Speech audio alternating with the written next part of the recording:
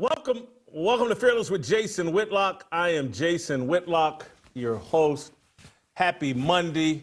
Thank you so much for joining me today. We will have an unbelievable show today. I hope you're ready.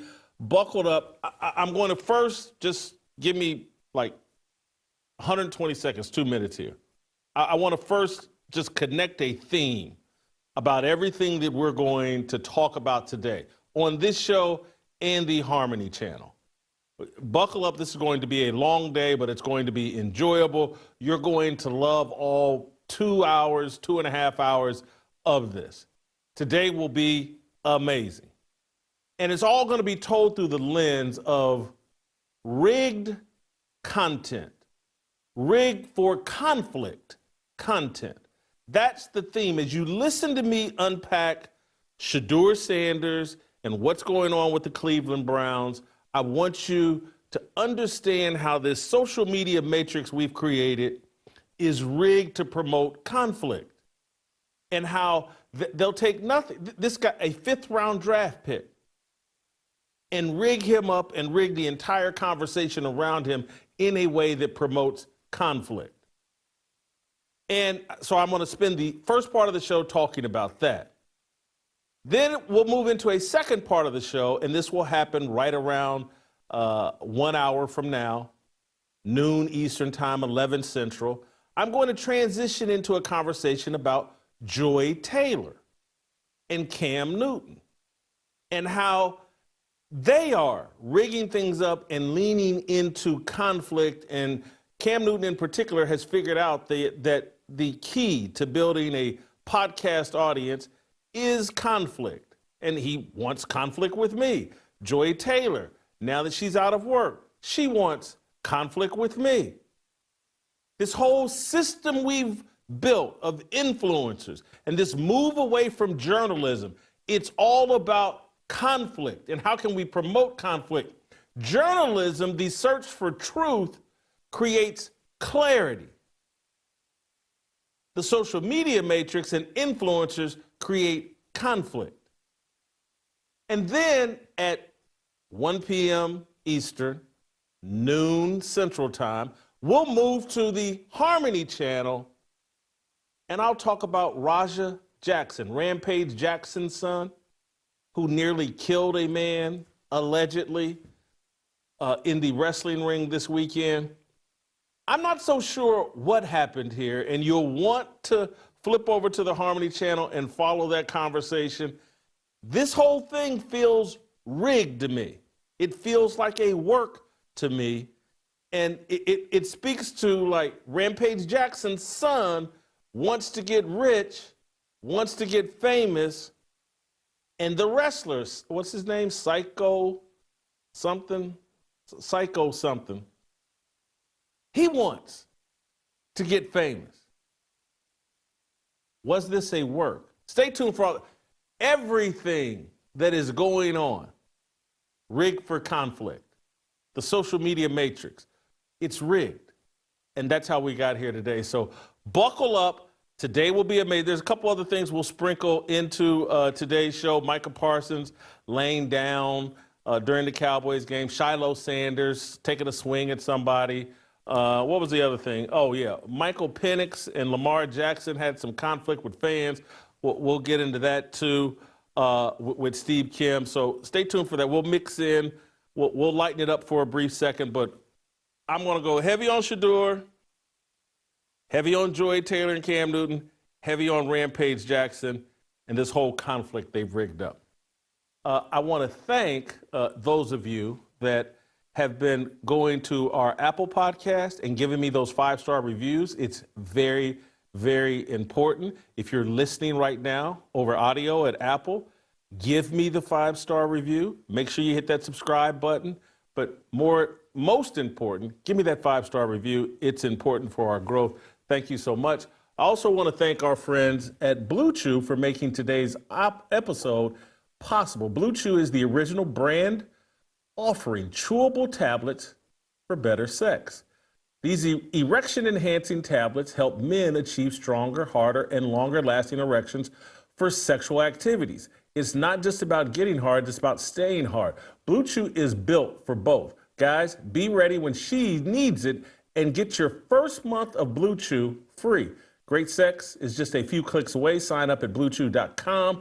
Consult with one of their licensed medical providers, and once you're approved, you'll receive your prescription within days. BlueChew tablets are made in the United States and prepared and shipped directly to your door. The best part, it's all done online. That means no visits to the doctor's office, no awkward conversations, and no waiting in line at the pharmacy.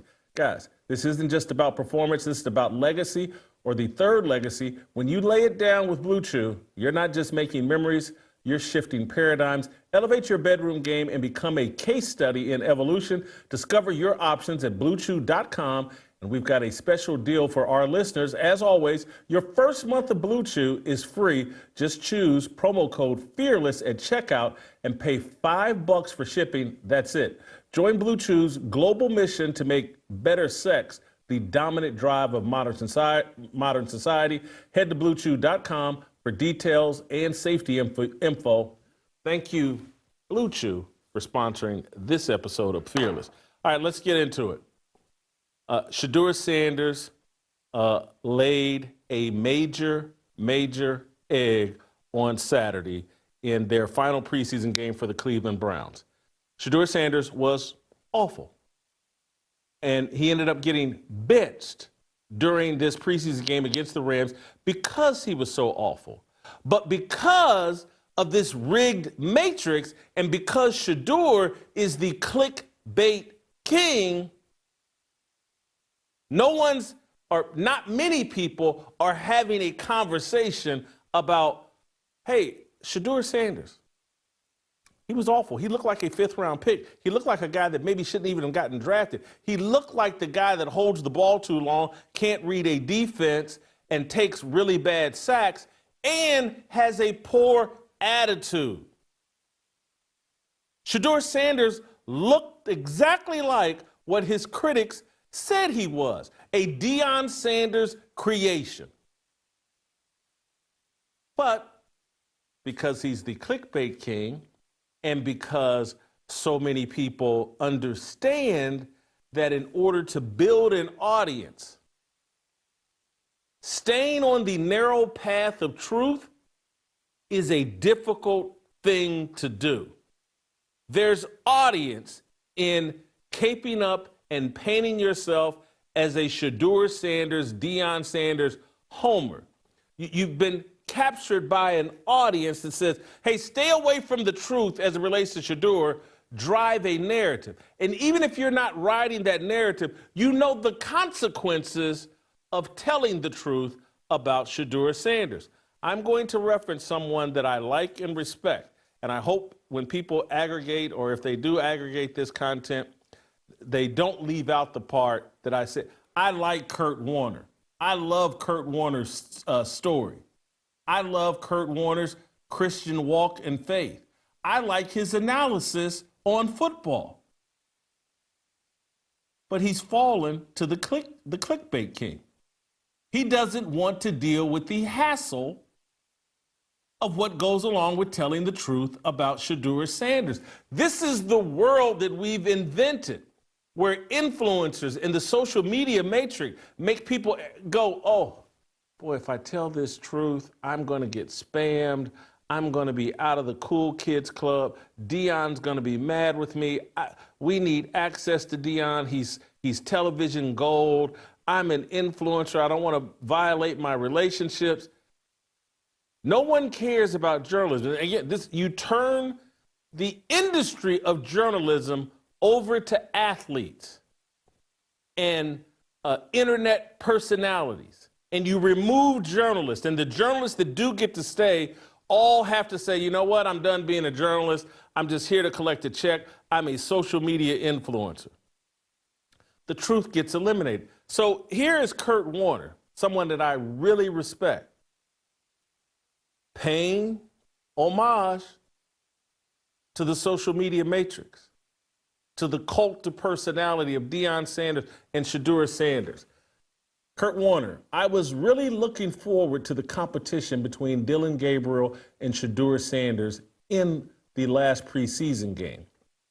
I know it plays out like this sometimes, but a bummer that both didn't have the same opportunities to make plays. Dillon Gabriel played well again, but had good opportunities to make plays. Shedeur Sanders didn't. Those same ops, so it was hard to make much of an assessment. This is Kurt Warner. Kurt, and I'm telling you, I like and respect Kurt. Kurt, were you given the exact same opportunities as Trent Green when you arrived in St. Louis with the Rams? The exact same. They had signed Trent Green to a contract to be their starting quarterback. Did you get the same opportunities as Trent Green? And if not for Trent Green getting injured, would we even know who Kurt Warner is? You prepared yourself, and when given the opportunity, you took advantage of it. Shedeur Sanders is a 5th-round pick. Dillon Gabriel was a 3rd-round pick. There's no way, there's no organization that's going to run it. So we got to give Dillon and Shedeur the exact same opportunities. That's not how football works. That's not how sports work. That's not how Shedeur Sanders' career has played out. Deion coached his son from Pee Wee all the way through college. Do you think other quarterbacks were given the same opportunity as Shedeur Sanders? This is not the standard and has never been the standard in sports, in Pee Wee, junior high, high school, or college. When you're the highest rated recruit at Michigan, and people have invested, back in my day, perhaps more illegal money or just in more time in recruiting you, whatever, it was harder to get you, you're higher rate. You were given more opportunities than the last guy that was offered a scholarship. That's just the way it worked. When a coaching change happens in college football or even the NFL, and then the next thing you know, like, oh, there's players from the old coaching staff and there's players that we've recruited, the new coaching staff. You think they all got the same opportunities? We're playing this game like the Browns organization is built around what happens to Shedeur Sanders. When has that ever been football? 11 guys take the field at a time. They all have to be working in conjunction and in unison. It's never just about one guy. And this whole thing, oh, Shedeur had to play with the 3s and 4s. How unfair. He was playing against 3s and 4s. What competitor, I can only play at a high level when I'm out here with the very best. Let's say they dropped Deion in his prime into the second half of the Rams-Cleveland game. Deion's a Hall of Fame talent. I don't care if there's 3s, 4s, or 5s out there, he's going to look like a Hall of Famer. What are we doing here? And again, these athletes know they're just not in position to tell the truth. It's not in their makeup. They're not journalists. They want to be popular. They want to remain relevant. They want the jobs and the opportunities. And everybody knows if you're not in the good graces of a handful of celebrity athletes and influencers and important, if LeBron doesn't like you, if Deion doesn't like you, if this person doesn't like you, then your opportunities shrink up. And so people don't tell the truth. Fundamental truths. Kevin Stefanski benched Shedeur Sanders because if you watch that second half, Shedeur Sanders was so terrible. His body language was so terrible.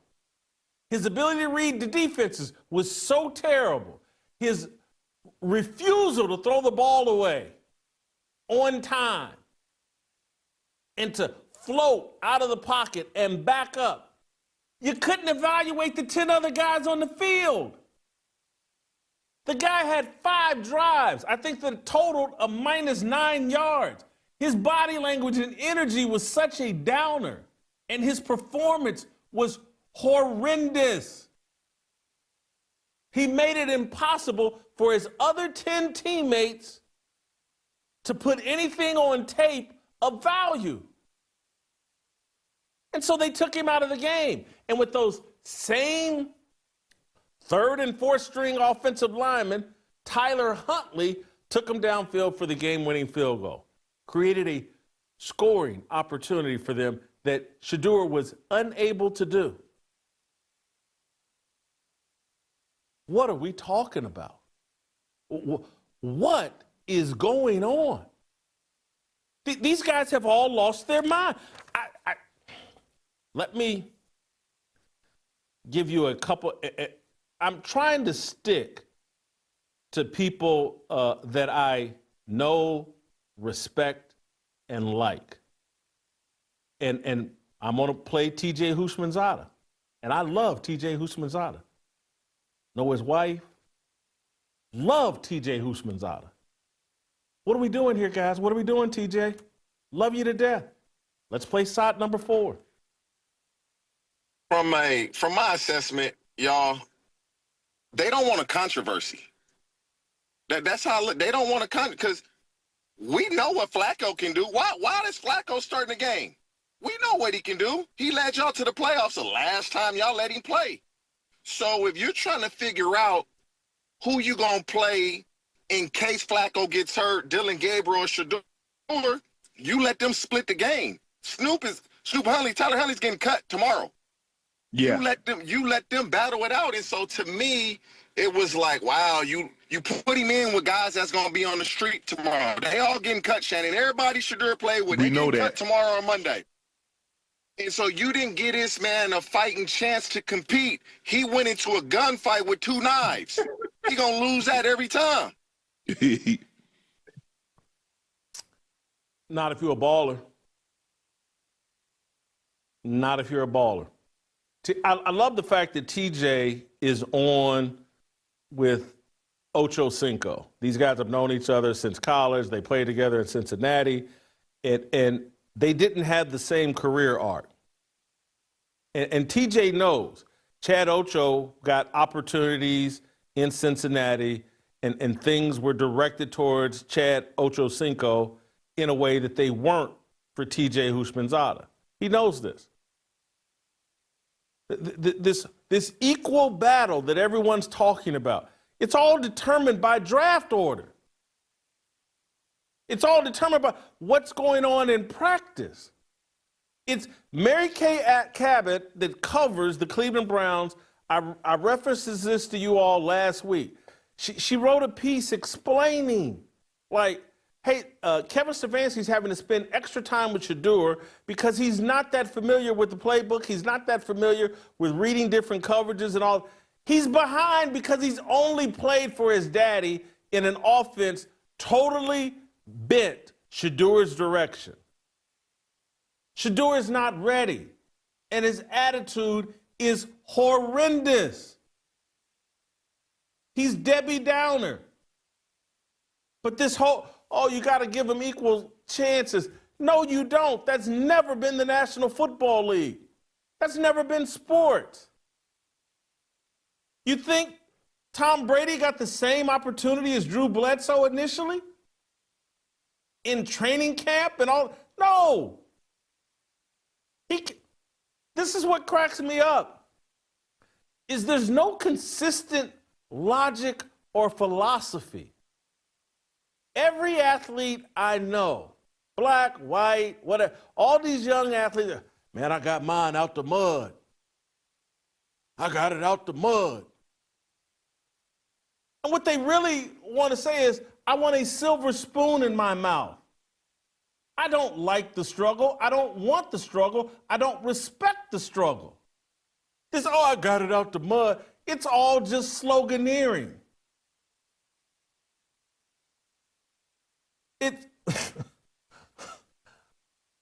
Everybody loves the underdog story until their daddy is Deion Sanders. Everybody loves the underdog story. But now that Deion Sanders has a silver spoon kid, now that LeBron James has a silver spoon kid, nobody wants it out the mud anymore. Everybody wants it out of a silver spoon. What are we doing?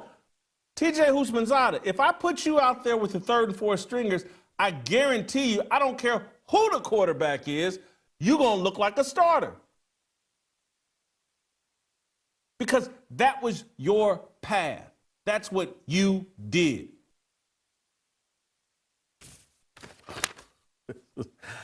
I won't play. I like Chad Ochocinco too, and I know Chad doesn't like me, and we've had back and forth. But I like Chad's got a good, fun personality, and he's you know, it's hard not to like Chad. He laughs at everything. He's always got a big smile on his face. Seems good-natured. Anyway, here's Chad Ochocinco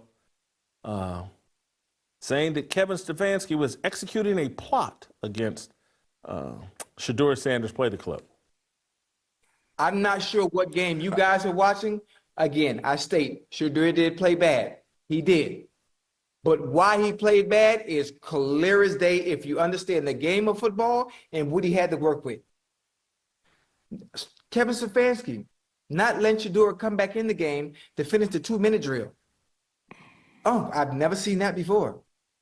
I've never in my life ever have seen anything like that before. What are we doing? What are we doing? No disrespect to Snoop Huntley. Snoop is probably not going to be on the team. He's probably not going to be on the team. So I'm not sure what you were waiting to look. Snoop was on the team simply because quarterbacks were injured. So they brought in the extra body. Why not allow the players that are competing for a job, in this instance, Shedeur Sanders, to finish off the 2-minute drill? Agreed. What are we doing? Who makes that call? He makes that call. Why? Because I want the last thing people to see.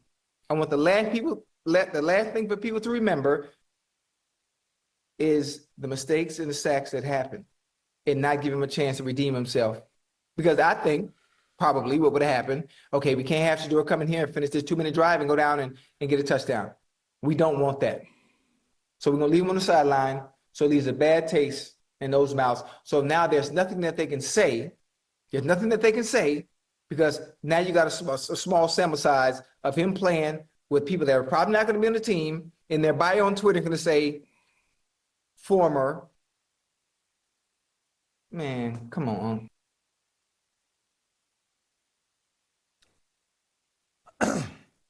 Ocho, we got to cut it out. It's when you are a baller, you look like a baller in every situation. And I want to apologize for the narcissism and the arrogance of what I'm about to say. But I just sat here and wrote notes to every place that I've written sports columns at. America Online, Kansas City Star, Ann Arbor News, Charlotte Observer, ESPN, Fox Sports, Outkick, and The Blaze. Go read any of that work. Didn't matter who my teammates were, didn't matter what situation. The columns speak for themselves. The written word speaks for itself. It doesn't matter the platform. Michael Jordan, and again, y'all keep calling. Shedeur was the best quarterback in the draft. He's this, he's that. He's John Elway. You put John Elway on any team, and the results are the same. The man looked like trash. They keep talking about he's out there with third and fourth stringers. Someone put up a picture of these offensive linemen that were blocking for him. 4 out of 5 of them have been cut. And the pocket is so clean. It's so clean, you could wash a baby in that pocket. So these 4 or 5 offensive linemen that are trash and aren't on anybody's roster provided Shedeur a clean pocket. And I'm like, what's the problem here? I don't care what their names are. I don't care what team they're on. I don't care if they got cut. They provided the man a clean pocket, and he couldn't get it done. Anybody that watches the tape seeing this man drift around the pocket, back up, take these horrible sacks. You can look at pictures, you can look at the video. Receivers open, they were available. He can't process. And he had a bad attitude. That was a big part of the problem. Y'all have convinced this man that he is a victim, and he went out there with a victim mentality. Instead of seeing an opportunity, Shedeur thought he was a victim. I got to play with the third and fourth team. I'm only playing in the second half, blah, blah. He's never had to compete a day in his life. His daddy named him the starting quarterback on every team he ever played for except for the Cleveland Browns, and we're shocked that the man doesn't know how to compete? And he's offered every excuse, and we're shocked. I want to play Dan Orlovsky. Hats off to you, Dan. It's legalized. Maybe only white guys are legalized to tell the truth in sports TV. I don't know. But here's Dan Orlovsky, SOT 8, breaking down Shedeur Sanders, what should be obvious to any of these guys. Play the clip. What does the tape show, Dan? What did we actually see? That the bad habits and some of the traits that we saw show up in college were very prevalent this past weekend against the Rams. Holding on to the football, catching the snap and not reading the defense, kind of evaluating what the defensive line is doing, and then trying to see if you can go make a play, and that's the concern. Okay, it's 1st and 10. They want a play-action double move at the bottom of the screen. The route doesn't win, and then the protection breaks down a little bit. You're taught as a young quarterback, protection breaks down, find the closest check down. It's right there, it's 1st and 10. He gets to like the 4th part of the progression backside that's not really part of it. Get the ball out of your hands. 2nd and 9. This is a spot concept up top. Flat, spot route, and a corner. It goes 1, 2 to 3. That defender tells you what to do with the football. If he goes out, you throw it inside. If he goes in, you throw it outside. He goes out. That ball should go inside right now, and then it's 3rd and 2 and 3rd and 3. But he just predetermines the throw. Motion man is the guy who's going to get the football. This is playing fast. He's going to be wide open in the NFL. Ball has to come out right now with the anticipation. Shedeur moves slowly, kind of trying to see what's going on, and then that creates that sack fumble. So a lot of the stuff that we just saw in college is a big deal. This ball gets snapped at the 48-yard line. Defense has won the rep. Play is dead. Throw the ball away. Yep. It's 1st down.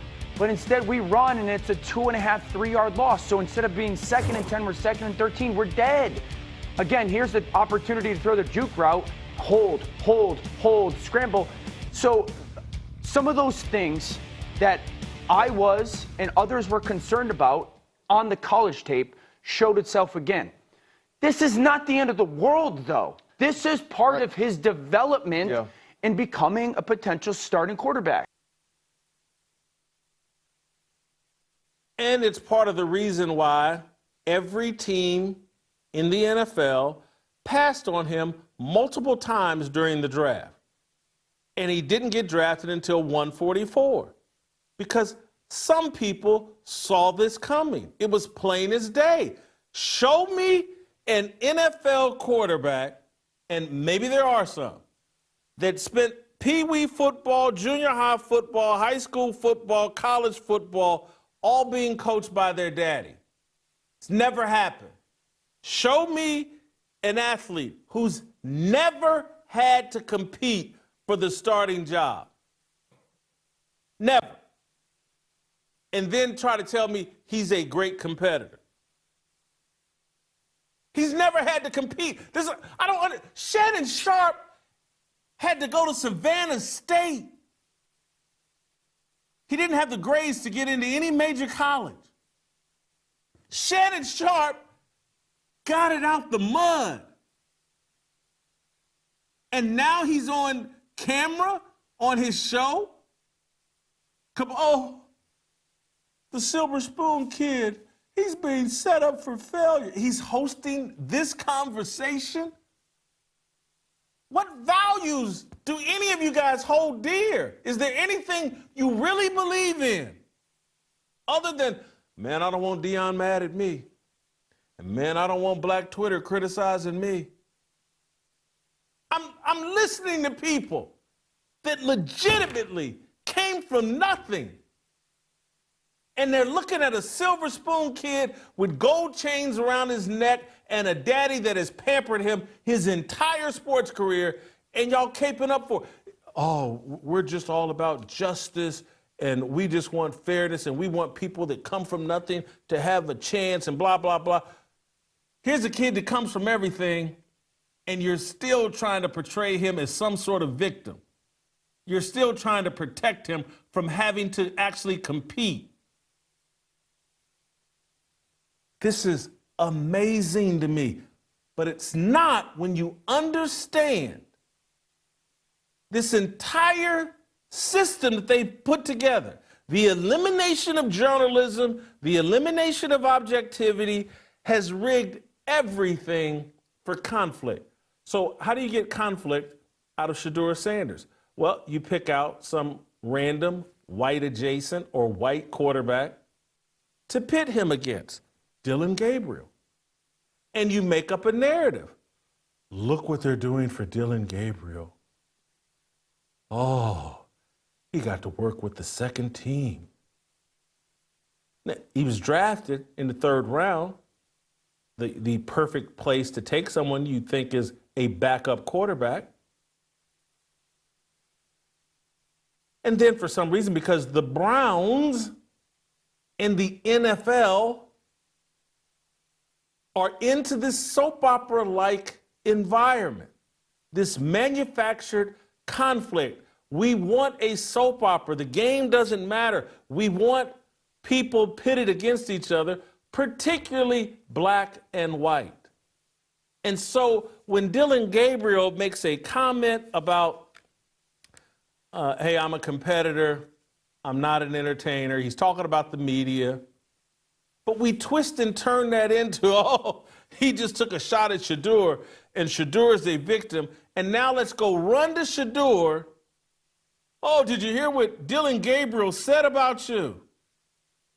Oh, can you believe it? He said he was a competitor, and he said you're an entertainer, and he never said that. But let's watch Shedeur lean into it because he's the clickbait king. His daddy still has, I think his brother or somebody still follow him around, Shedeur Sanders Jr., follow him around with a camera. They're documenting. He's the clickbait king. It's conflict and controversy. That's what they're selling. But let's watch Shedeur basically throw Dillon Gabriel under the bus because Shedeur is a bad teammate and he can only see the world through his own eyes and what's best for him. Here he is throwing Dillon Gabriel under the bus very subtly. Play shot 5. Honestly, I don't even think about nothing. I don't think about anything. If it's not words or anything, at this point, it can't do anything to me. I know, the God put the ability and the power within me to not even think about nobody else's comments, not care. It is what it is. I spoke with him. He said, nah, bro, that wasn't. He said, that wasn't. He told me on the plane. He came up. He was like, nah, bro, that wasn't at you. I see how they trying to spin. I'm like, oh, all right. I'm not tripping, regardless of whatever it was. Nobody's words or anything affects me, So, yeah. So did you believe him when he called you? Was it on you? Did I believe him? Yeah. I mean, I feel like you're trying to start stuff now. I feel like you're trying to start stuff. I mean, he's doing his job. He's supposed to. Do I feel like he did? I don't know. And that's not on me to sit here and be like, oh, he did, he didn't. That's not going to change my life in any way. There's no standard here for Shedeur Sanders because anybody with a brain that's participated in team sports knows what Shedeur Sanders' answer should have been if he was being a good teammate. Hey, the man told me he wasn't talking about me. I have no choice but to take him at his word. He's been nothing but a good teammate to me. I believe him. Controversy's dead. It's over. But instead, I don't know. I don't know. Maybe he was, maybe he wasn't. I don't know.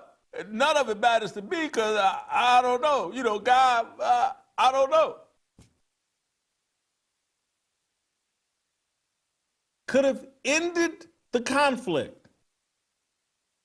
Man said he wasn't talking about me. I have no choice but to believe him. Next question.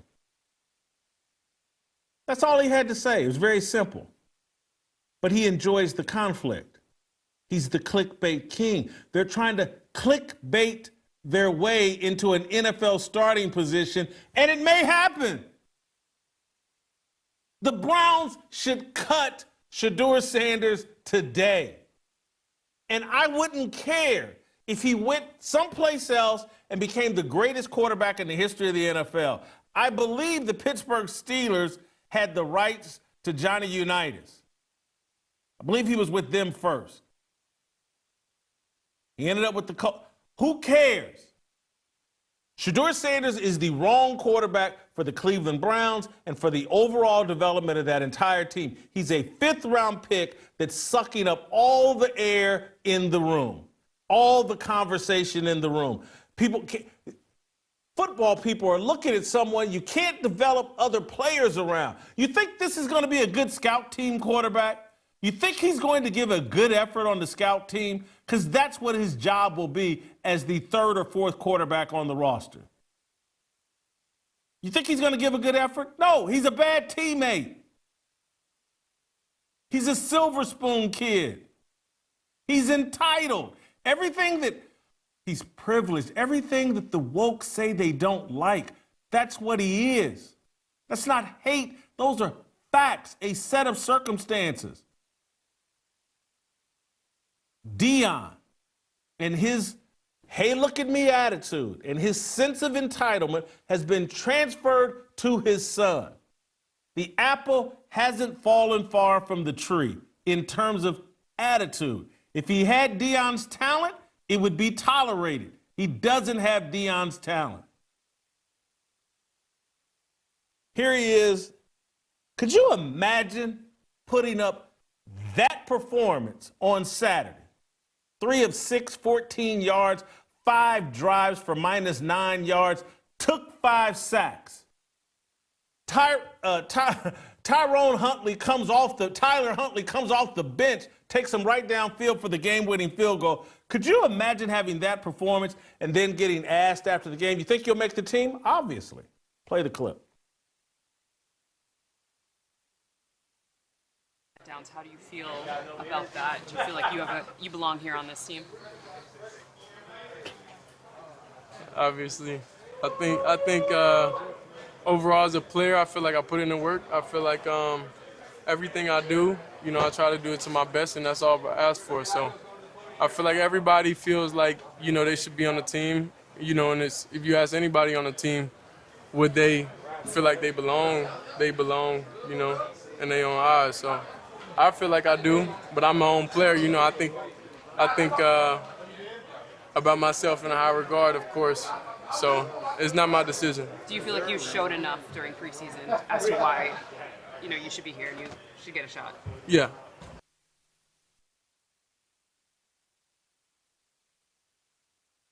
You just served up a doo-doo sandwich, and you got all that arrogance. 3 of 6, 14 yards passing, -9 yards, total offense in 5 drives. Bench for Snoop Huntley. They go down and score. But yeah, you're that confident. All right, I'm we're gonna get Steve Kim's take on this. We'll get Steve Kim's take on this next.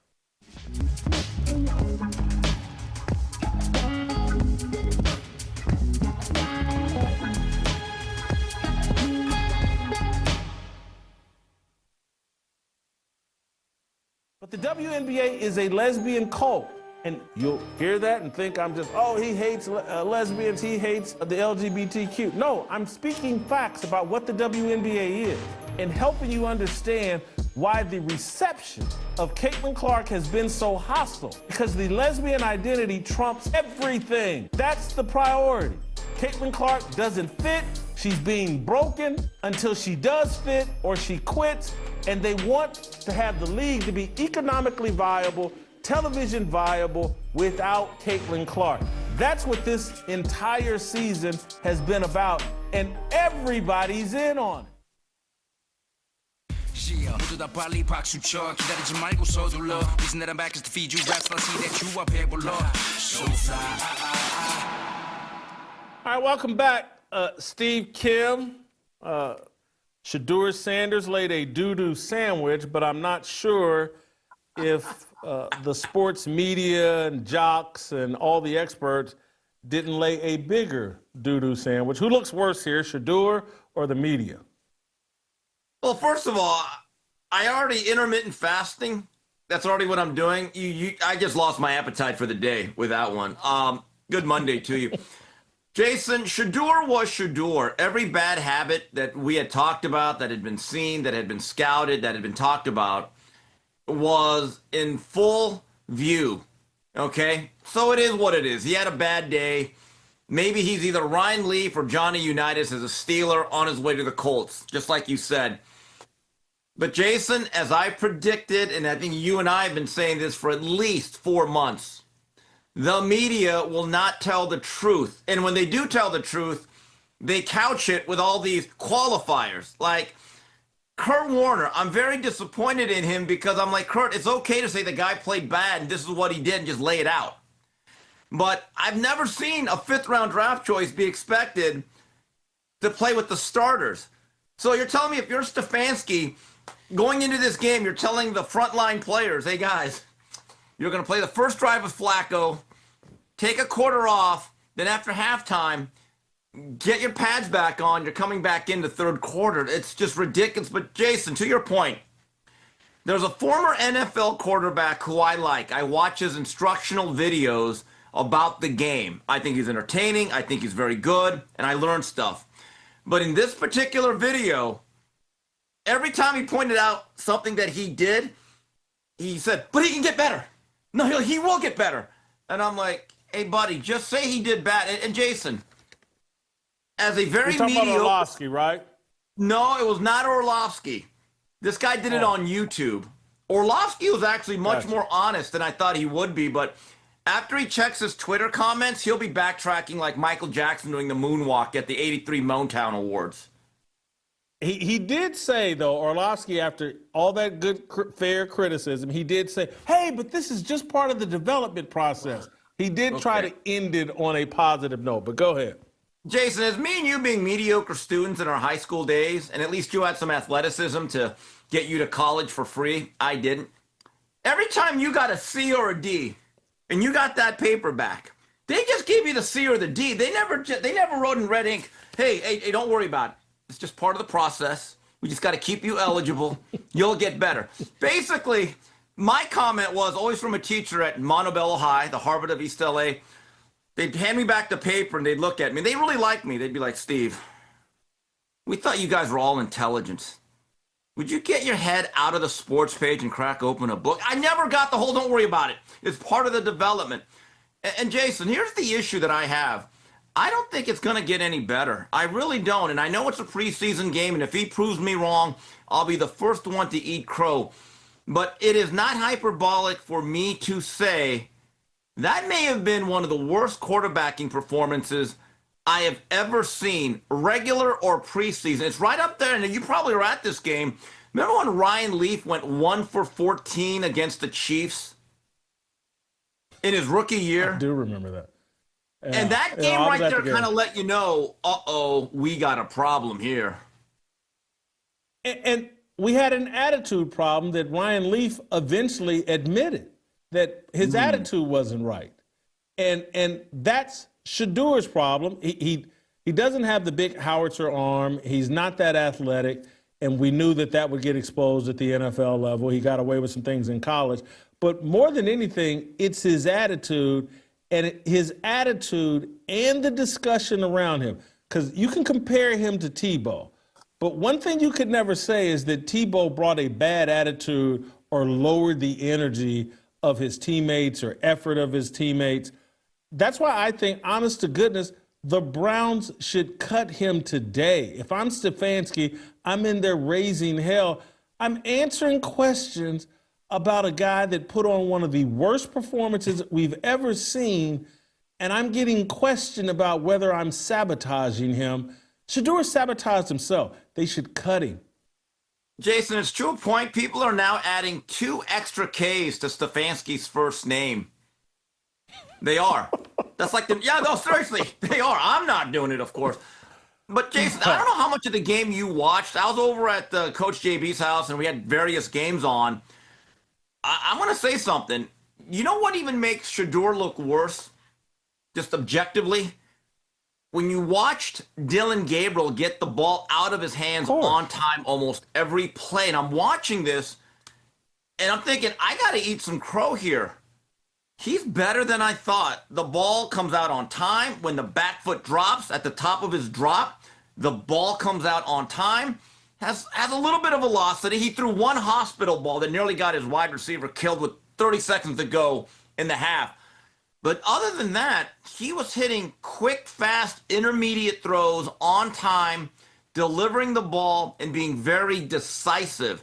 Now, again, do I believe it was Joe Thomas out there protecting Shedeur? No. But if you watch those pass drops, there's actually a pocket that if he steps up and gets rid of the ball, the protection looks fine. And Jason, here's the interesting thing. He nearly had as many sacks as he did completions. That's almost impossible to do. He did have. Right, it was 5 to 6. No, he had 5 sacks and 5 to 3. No, my he had God. 6 attempts, 3 completions. Oh my God! Wow, that is probably more impressive than Ted Williamson in 406.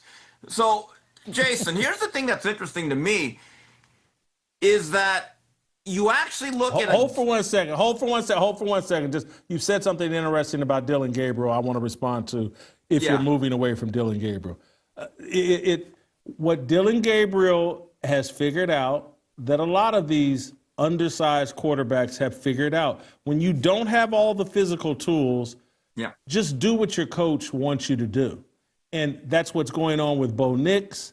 That's what went on with Russell Wilson early in his career that didn't go on late in his career. And that's why Pete Carroll got rid of him. That's why he and Sean Payton couldn't get along. It's become remote control football.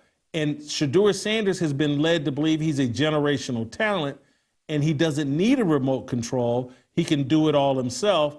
And so what you saw, I'm not sold on Dillon Gabriel, and I saw what he did. And I said, yeah, he's a good remote control football player, and that will get you so far. But at some point, talent does win out. But anyway, now, go ahead, continue. Well, Jason, nothing makes an offensive line look better than a guy that consistently gets the ball out in 2.5 or less seconds. The other thing is, let's make sure that we put this into perspective. I'm not saying Dillon Gabriel is going to be a 15-year starter. I do believe he's shown enough that he can make a living holding a clipboard with a baseball cap on for 10 to 12 years and make a lot of money as a backup because he's serviceable. He's coachable. He's intelligent. He knows his role, and he's not a distraction. In other words, everything certain guys are not. Now, Jason, I found that interesting about TJ and Chad. I like those guys, I guess. They probably hate us, whatever. We'll live.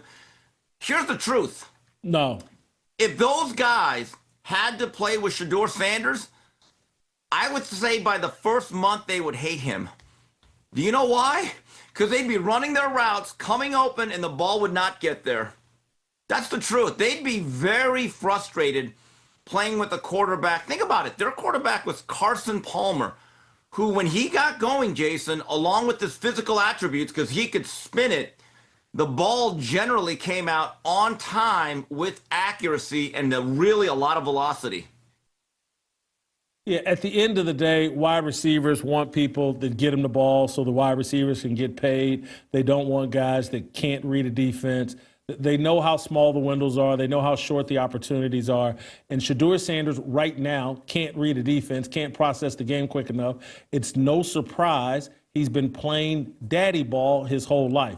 Steve, I want to move on to the other son, just Shilo Sanders. I believe we have the video of Shilo taking a punch at an opponent, and I'm going to shockingly defend Shilo.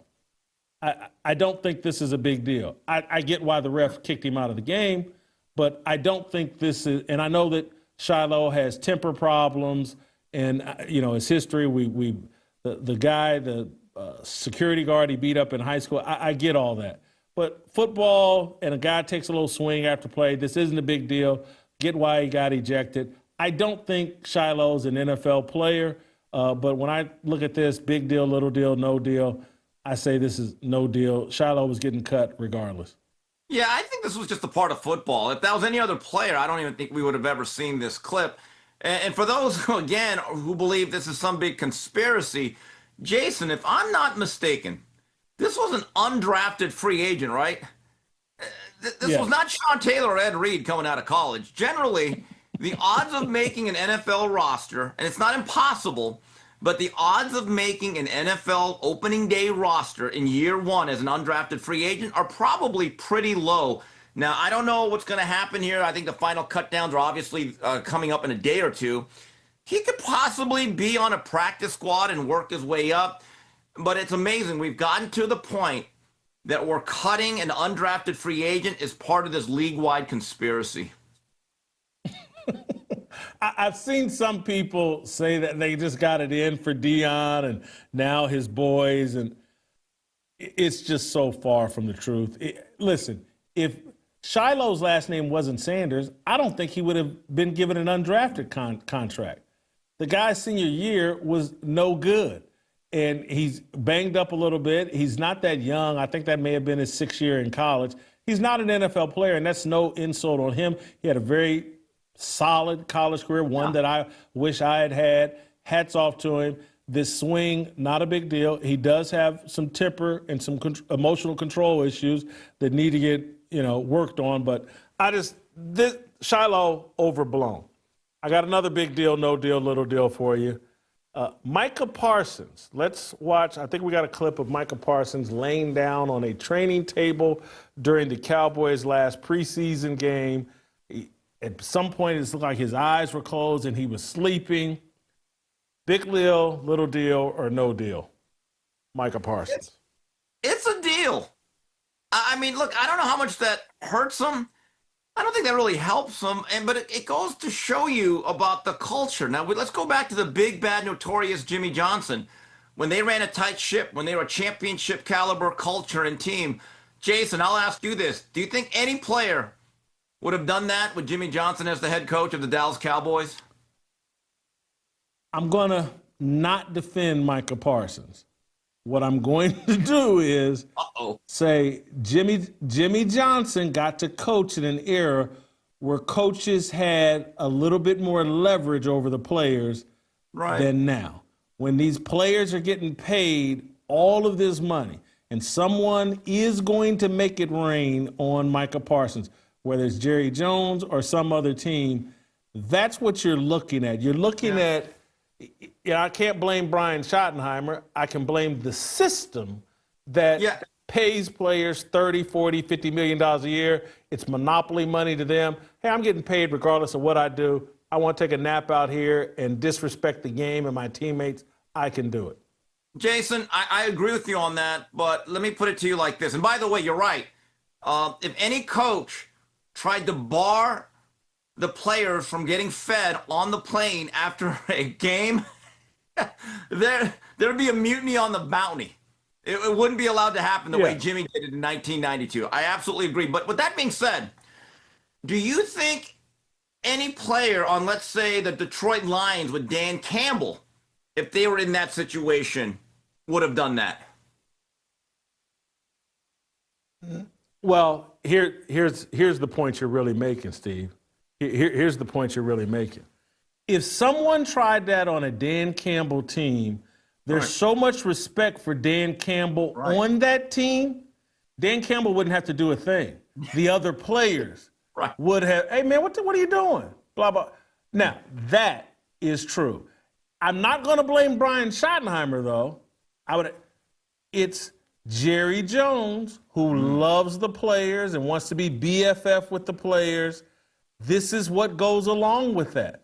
When you become friends with the players from the owner's box like that, the players start feeling bulletproof, and that's what you have there. But I do think Dan Campbell and the Lions organization is run in such a way, and Campbell's connection, what is he, 3-4 years in now with the Detroit Lions, where Brian Schottenheimer's in year one, that I don't think this would be allowed. A teammate would have stepped to Micah Parsons and said, hey, man, we'll cut it out. Right. And Jason, this also begs the question, are you just better holding out instead of doing these new wave hold-ins? If you're not part of the team, you don't want to participate, just be off the, look, work out, go to your local gym, go to your LA Fitness, run your bleachers.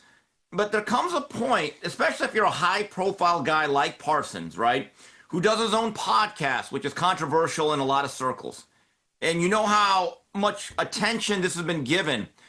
At least when Emmitt Smith, before the 93 season, was not under contract, Jason, there was no such thing as hold-ins. He was just out till he came back in. I think teams have to wonder or ask themselves, look, if you're not going to play, if you're going to do this, let's not even hold in. Just go ahead and be a holdout. We're good with it.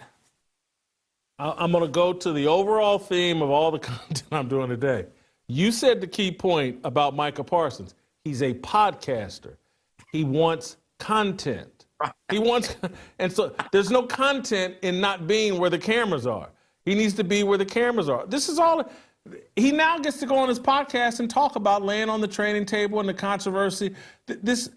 I'm telling you, the more I just understand what's at play here with everything, it's all just constant content promotion. That's all any of these people, Jerry Jones, Micah Parsons, the NFL, Shedeur Sanders, Deion Sanders, it's all just, hey, can I get some content out of this? What I don't understand is, does Micah Parsons lack that much self-awareness to realize that him just laying down like a corpse on a massage table or a training table on the sideline in full view of everybody, given his circumstances, maybe if he was under contract, it wouldn't have mattered. It's just like, hey, the guy just a little bit bored. But he has to understand that his story has been one of the bigger ones throughout this training camp. You're telling me he just did not have the wherewithal to say, you know what, I'm bored. Let me go inside. It's a 2-minute walk, and I have a whole locker room to lounge out in.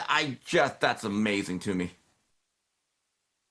Final big deal, little deal, or no deal. I want two competing videos here.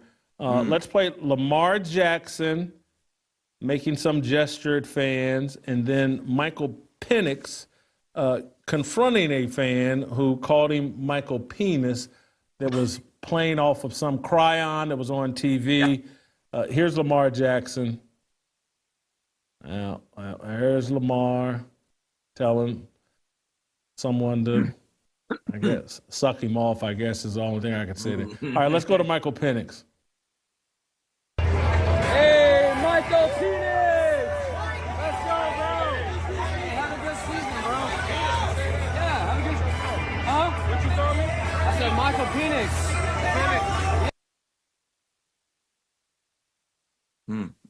All right, who looks the worst here, or do either of them look bad here? Your thoughts? Dan Marino would never. Joe Montana would never. In fact, Randall Cunningham would never. I don't think it's a huge deal, but it's not no deal. You are the face of the franchise, right? As a quarterback, you're kind of treated differently. You're paid better. The responsibilities are a little bit heightened in terms of how you come off. Maybe it's a different time and era. Again, this ain't 1985. I get it. But what happened to just walking away? Jason, as an athlete, you're going to get heckled. I'm not a big fan of heckling. I think it's a waste of time. For me, I like to watch the game and have fun. But no good could come out of that in terms of what it could lead to. That's why I think it is a bit of a deal. Which one? Both? You're putting both in the same category? Both, kind of. And look, I like Lamar. A lot of things Lamar says and does I agree with. And I actually wouldn't have minded him just pointing at the guy, even just telling him to off. But the gesture, you're like, oh, God, there's kids here. We're a family show. Come on. A little profane for my taste. Yeah, I'm going to rank them in this way. I think what Lamar did was worse. I don't think it's a huge deal, but, hey, man, you're one of the faces of the National Football League, not just the Baltimore Ravens. You're getting paid $50, $60 million, whatever it is. Two-time MVP. You're one of the faces of the league. And you're a veteran. You've been at this 7-8 years now, I think.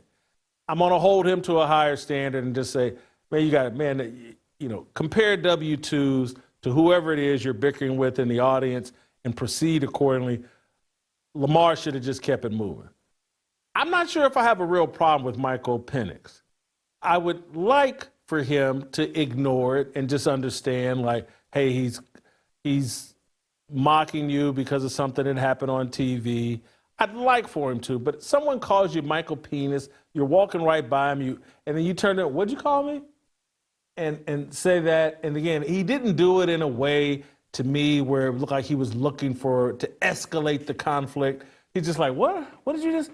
And so, and he's young. And so I'm willing to cut Michael Penix a level of slack that I'm not going to give Lamar at Lamar's pay rate and position in the league. He's just got to keep it moving. And Michael Penix, I could, particularly at Michael Penix, I could see myself, and I could see a lot of wise people like, what'd you call me, man? And then just keep. So anyway, I think Lamar looks a little worse here. But Steve, I got to go. I'm 1 minute behind schedule now. I promised everybody I'm getting to Joy Taylor. Thank you, Steve. Great job. Before we get to Joy Taylor, I got to collect my thoughts, clear my mind, get to this Joy Taylor, Cam Newton deal. But I want to thank our great friends at CBD or CB Distillery for making this part of the show possible, and it's probably going to be the best part of the show. Labor Day isn't just about barbecues and sunshine anymore.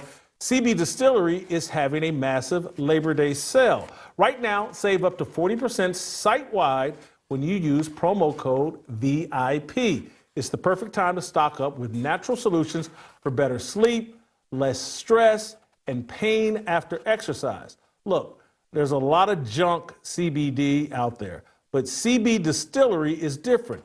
Their hemp is grown right here in the United States. It's third-party tested and free from artificial dyes and fillers, just clean, powerful, plant-based relief. That's why over 2 million people trust CB Distillery, including yours truly, and they have solutions for just about everything: sleep, stress, mood, focus, even pain after exercise. They even have something for pets. And now's your chance to stock up and save during their Labor Day sale. Save up to 40% off with code VIP. Visit cbdistillery.com. Use my promo code VIP. That's cbdistillery.com, promo code VIP. Listen, this isn't some random endorsement.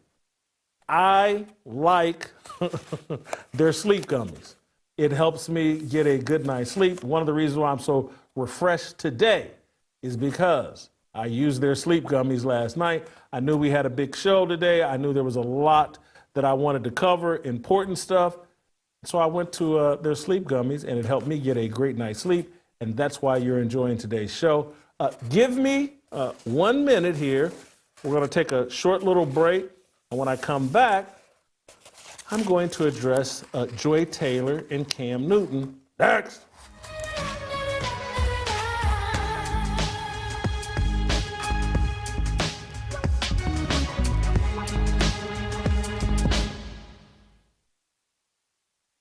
Yeah, I think this is a mental health issue. And I don't mean Caitlin Clark is crazy. I mean, we are crazy. The Indiana Fever are crazy. Kathy Engelbert is crazy. Her peers in the WNBA are crazy for putting her in this position, for building this C3 charity that they're calling a sports league with all this entitlement mentality, all this jealousy. We've dropped something precious in this environment, and we're sitting back watching it get destroyed. We got everybody in the wrong position.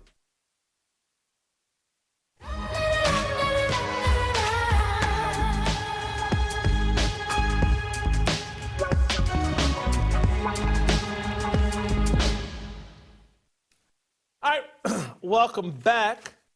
I'm looking forward to getting into this. I'm hoping that I can do this in an hour because We're going to move to the Harmony Channel and talk about Rampage Jackson's son in an hour. I promise you all that. But I did want to get into Joy Taylor and Cam Newton and a conversation that they had during a podcast interview, I believe, late last week that I saw clips of this weekend. Let's start with just some context. Let's start with Joy Taylor and Cam. Yeah, let's start with SOT number 14. Joy Taylor and Cam Newton talking about me. Well, this particular individual has spoken about us both. Curious to know your thoughts. Mr. Whitlock. Jason. Yes. That is. Do you want to go there? You want my thoughts on Jason Whitlock? You want to go there? Every time someone brings up Jason Whitlock, I can't believe he's still with us. I don't think anything works harder than his cholesterol, if I'm being honest. Yeah. When he said that rack. Okay, so before you go on, I've never watched this, okay? I am only aware of this from adjacent conversation. I did not watch a single second of this. So I don't know what he said. Say less. Okay. Great. As with anything he says or does, I couldn't give a less, and I have not consumed any of it. Well, I'm going to give you the footnotes or the spark notes of what he said. He said something about peanut butter, right? Yeah, that peanut What a butter. shock. Food. Yeah. Peanut butter skin. Okay. And when I was working with her, Yeah. we would always see her rack, and I wanted to stay away from her because I knew what I would have done. And then I responded, and it was like, bro, that's not. Well, I mean, he's so desirable. Yeah. Yeah. But we love Jason. No, we do. I do not. No, we don't. Who loves Jason? Does God love Jason? Yeah, I do. I do not. I do not love Jason. This is you say what you need to say. I do not. I don't love everybody. He gives me reason. It's like, okay, bro. I can't wait to see him. I want to see him. You will never see him. Why is that? You will never. Where are you going to see him? A hole? He is not going outside. But why is that though? Because like where is he going to go? When I see, and I had to take counsel from my team. Shout out to RJ. Shout out to Kristen. Shout out to Peggy. It's like, bro, I never see my man. I just be wanting to. You will never see him. Where you at, bro? He's hiding, which is where you should say. I don't ever talk about him because I don't think about him because I don't care. But so yeah, but you're never going to see him. I can't wait. I don't think he goes to the grocery store. You're not going to see him. You can wait forever. You're not going to see him. Say less. I would also love to see him. Well, I don't want to see him, but, there's better people to look at. But, I mean, he's not going to go outside. You're not going to catch him outside. Say less. So, Joy Taylor. I'm going to start there, and I'll circle back to Cam at some point. Joy Taylor, I think the lawsuit came out in January. And so I'm pretty sure that's when I said the big racks or big cans and peanut butter skin. And so that's in January. We're now in late August. And Joy is claiming, I never think about him. I never talk about him. I don't have any thoughts about Jason Whitlock. It's August 25th. You're still talking about me. And that's not me complaining. It's me just saying, Joy, let's be real here. Let's be honest. Let's work from a base of honesty and transparency. This is from Van Lathan. I think you were talking about me with him a couple of months ago.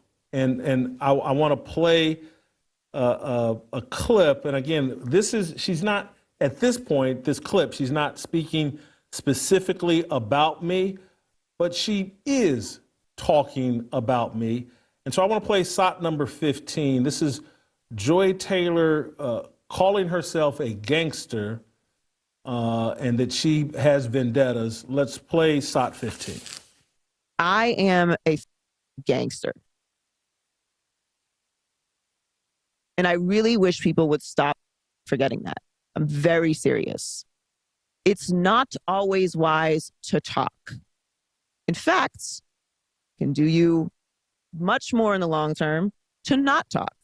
Let other people talk for you. Let other people make up their narratives. Let other people walk themselves out into the deep. Go ahead, baby, swim on out with that headline. Go ahead, babe, write that whole story. Because when you know what's coming, now you have to swim back and explain yourself. Now you have to talk about how this wasn't really you being biased. It was you were just doing your job. And to me, like the slow kill and the long play is way more satisfactory. I'm an extremely vengeful person. I think about it all the time. I have many grudges. They're like my plants. Just give them a little water every day, a little food. Hey, remember that? Remember when that happened? Don't forget it. So that's Joy Taylor posturing. This is previously, maybe 2 months ago, 3 months ago with Van Lathan. She's posturing as a gangster. She's an extremely vengeful person. And now she's coming around 2-3 months later talking to Cam Newton, and Whitlock's in witness protection. And you'll never see him outside. I don't even think he goes to the grocery, and I wish I could see him. This is Joy Taylor. Thug life. This is peanut butter Tupac, Joy Taylor. And this is her trying to send out warnings to me. Be careful. We're looking into you. We know what you do. We know how you move. If we catch you out in traffic, I know what's going to happen to you. This is peanut butter Tupac, Joy Taylor, talking herself into the deep end of the pool and into trouble. Joy Taylor is a child, and everything that you hear me talk about on this show about, and I'm not trying to be dismissive, cruel, I'm not trying to be politically incorrect, but we have a generation of mixed kids, half black, half white kids, that are always on the hunt for their Tupac moment and their street credibility. And we're looking at a woman pretending she's peanut butter Tupac Shakur, and she's about that life, and she's thug life, and I'm a gangster. Everybody needs to remember that, and I'm a very vengeful person, and I got these grudges that I hold. And if I catch you out, something's going to happen to you. And Joy will most likely run away and back, I wasn't saying that, or we're just being funny, or, he's taking it too far. No, Joy, I get it. I'm not as dumb as I look. I'm not as dumb as you. And I'm about to share something that I don't want there's one person that I'll be talking about specifically, and she will know that I'm talking about her. No one else will know what I'm talking about. And I'm not saying this to embarrass you. That's why I'm not using your name. And I'm not, but I just want to be transparent with the audience and any young men that are out here listening. I want them to understand the position women can put you in. And so this morning, someone DM'd me over Twitter, a woman, and sending out a little joke, but excuse my language, but you better smoke the SHIT out of Joy, and laughing emojis. And this is the energy of black women. They love drama. And I get where this woman is coming from. but the energy of black women, it's off. They love drama and conflict. And it's why the left have leaned so hard into black women, because they're the promoters of drama and conflict. And there are so many black men sitting in jail that have fed off the energy of black women that love to see conflict. And this woman's well-intentioned and she doesn't even know what she's doing. But no, I'm not going to smoke the SHIT out of Joy.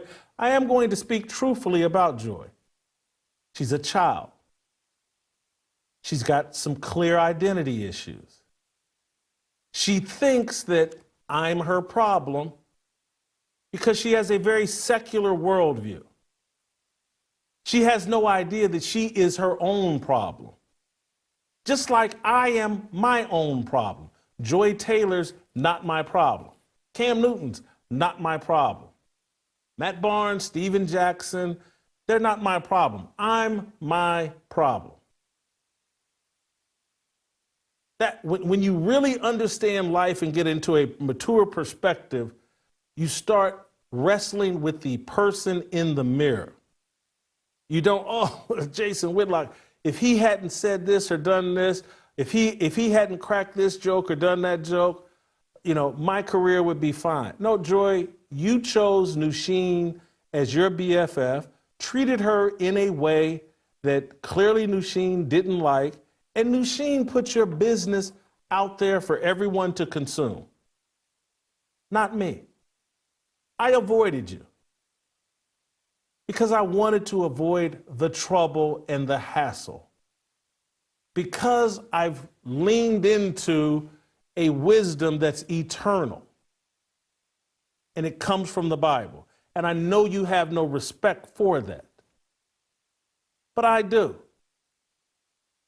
And so I'm very much aware, because let me just translate what Joy and Cam are trying to communicate, that I've always known that would Cam Newton like to see me out somewhere so he can throw hands with me, try to physically intimidate me or what? Absolutely.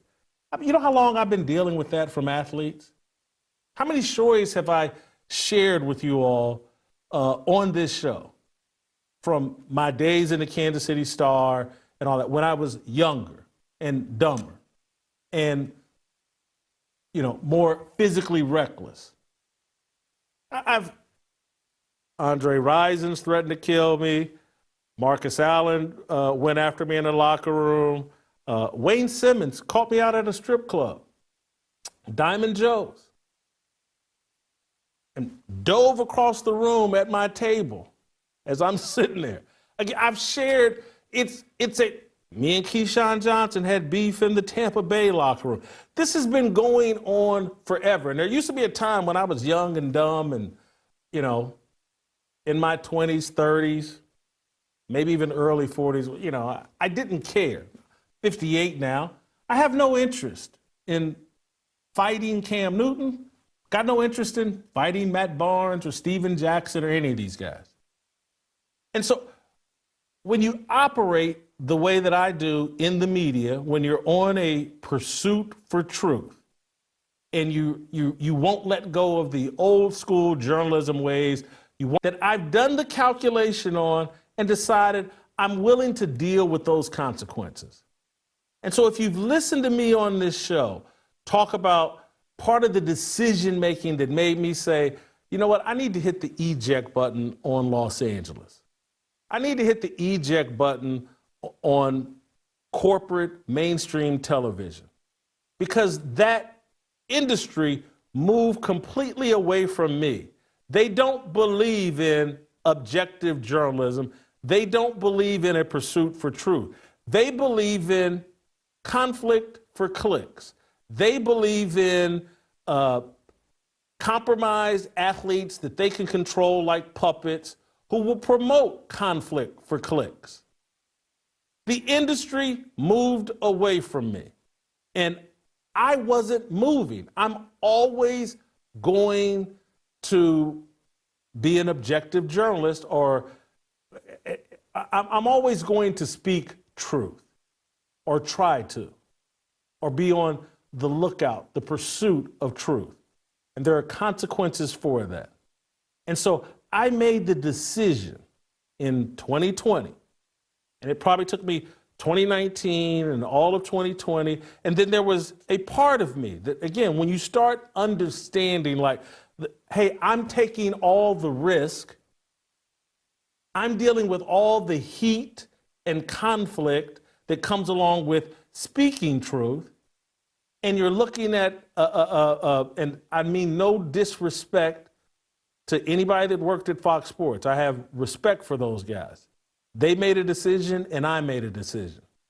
But when you're looking at, like, man, you're taking all the risks, you're dealing with all the heat, there are people really upset with you, the way you talk about Colin Kaepernick and all this other stuff, and the way this thing is run. And if there's not a level of support that matches or comes close to recognizing the risk that you're taking, you shouldn't take that risk for those people and in that environment. And so when Joy thinks like, I'm some unaware idiot, or maybe she knows I'm aware, and that's why she's saying these things and trying to, I'm gonna shake Whitlock up. I know guys that can't wait to see you out, and if Cam Newton or Matt Barnes or Steven Jackson, and we've been looking into you, and you know we've hired private investigators, and we know what you do, and you live a very isolated. Yes, I do. When I was in LA, there was a reason why I was like, nah, Joy, that big rack, peanut butter skin, and your confusion identity. I don't want none of that drama. And I kept all of my private life, my private life. There's other people that love to have a private life on the job. I didn't want any of that conflict and drama, but I also realized that if I stayed out in LA and continued to do the things that I was doing, running out to Vegas, hitting up LA strip clubs, dating strippers, dating girls that also dated athletes, that eventually was all going to blow up in my face. Clear as day, going to blow up in my face. And I could cite you the close calls and things that went on, but it's like, hey, this is unsustainable. This will blow up in your face. I'd already seen the blow-ups. There was, and Derek Thomas was someone I considered a friend, miss him, love Derek Thomas. But in my younger days, wrestling with Chiefs players or me and Derek Thomas were sleeping with the same woman. And it was stupid on my part. You know, it was an unfair competition. You know, I had feelings, Derek had none in that situation. And you need a translation of that, the conversation is not for you. But, you know, I had feelings for the woman, he didn't have any. But you learn lessons from that. And I could cite other examples of wrestling with athletes. And it's just like, eject on all of that. It's going to blow up in your face.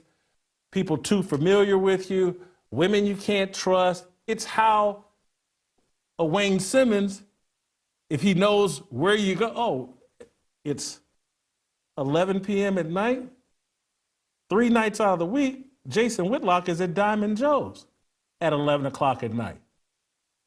That's how they catch you. And again, back then I was young and dumb and stupid and, you know, I didn't care. Anyway, it's just 58. I'm in a completely different spot, completely different mindset. So I moved to a state where you could carry. And I ended up buying a house where, you know, I could carry a lot in my house. And I moved out of downtown because, you know, I just can't be walking around downtown the way that I used to or whatever, particularly coming into that election and all that chaos. Yes, there's a consequence for telling the truth, and there's a righteousness and a holiness that comes from walking out of this turbulent world, come out from among them, and I have. And anybody that's sat and listened to me on the show, if you put all the bits and pieces together, it should all be making sense. I have to be careful how I move and how I move about, because there are idiots like Joy Taylor. There are idiots like Cam Newton, Matt Barnes, Steven Jackson. And you heard me last week. I love Michael Irvin. But this dude threatened to kill a woman, some stripper that he was sleeping with. And then her husband did a murder for hire plot on Michael Irvin. And then Michael Irvin stabbed a teammate with a scissor and nearly killed him. Yes, I speak truth about people that are unstable and that are volatile.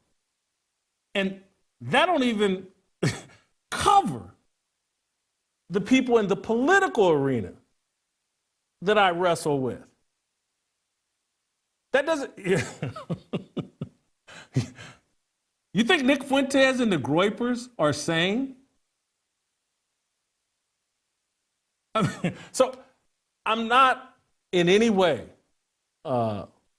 putting myself on some cross. I'm not in any way doing that. But I'm not an idiot. And I can, because I used to be an idiot, I can certainly recognize the ones around me and the ones that have problems with me and the ones that can't wait to see me. I get it. Where they've moved into my arena, the verbal, intellectual arena, Olympics. They can't compete. And so they get frustrated. And they want to Suge Knight their way into this competition. I get it. Joy Taylor,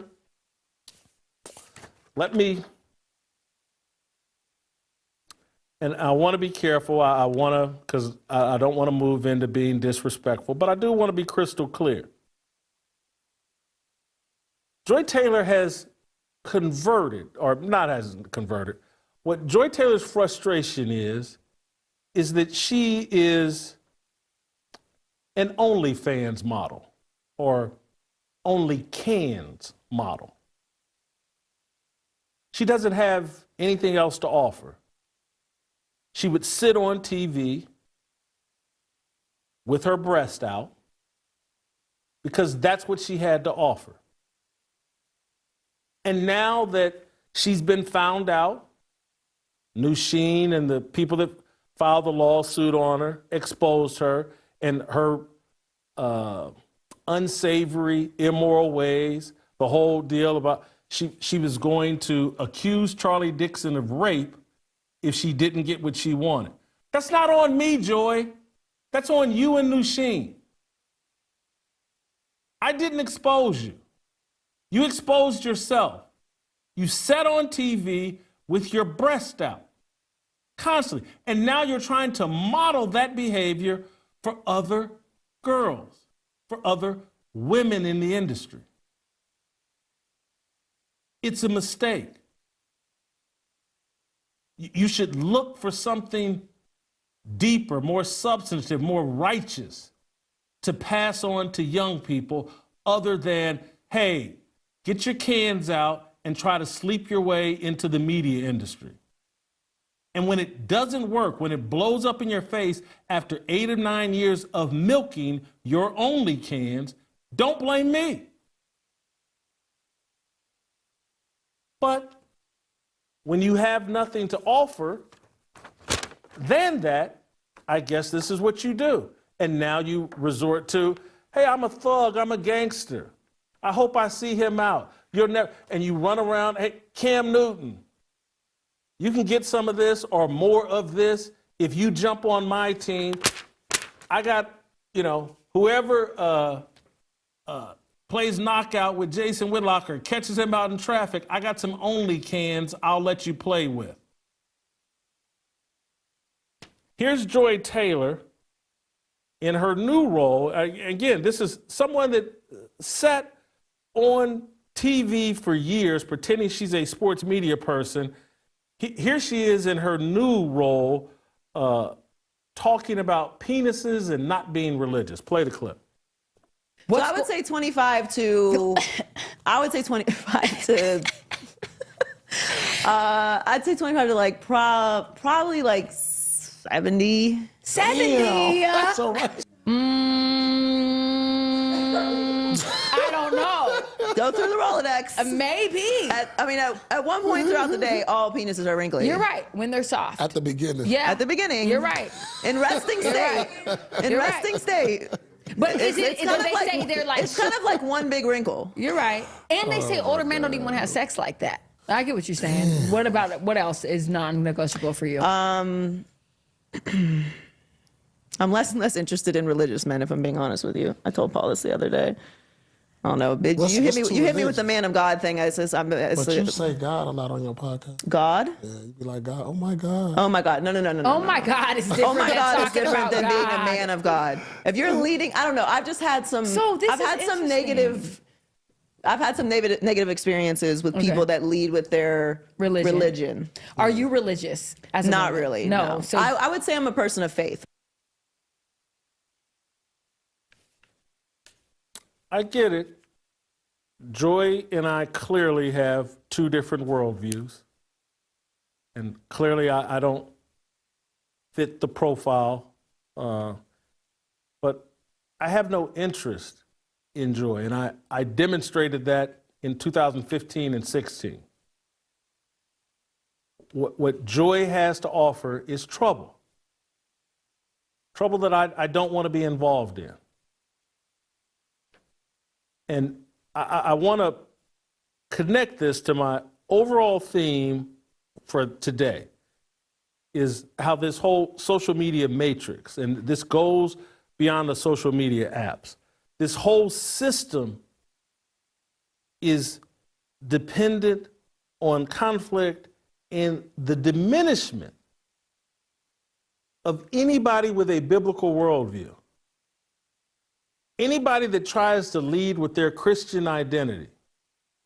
This system that has been designed by Hollywood, the tech industry, the whole little cabal, is designed to destroy and diminish and ridicule anybody that has a biblical worldview. And so I saw something where Awful Announcing, because I want to help you. I saw something where Awful Announcing wrote a story about Joy Taylor's attack on me.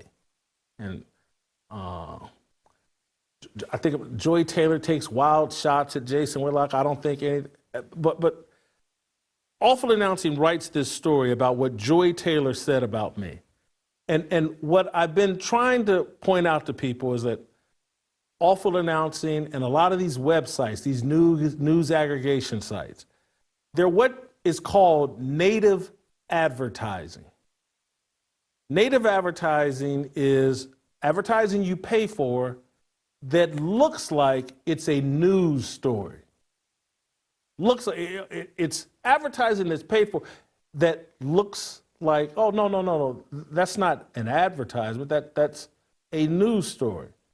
And so major agencies and television networks have invested in these sites, like an Awful Announcing. And so they control what gets written about on Awful Announcing. And they create the impression with people that are interested in the sports media and fans that like, oh, here's what's important. Here's what's being said in the media industry, what's important. And so what you'll see on Awful Announcing are comments, negative comments that people say about me.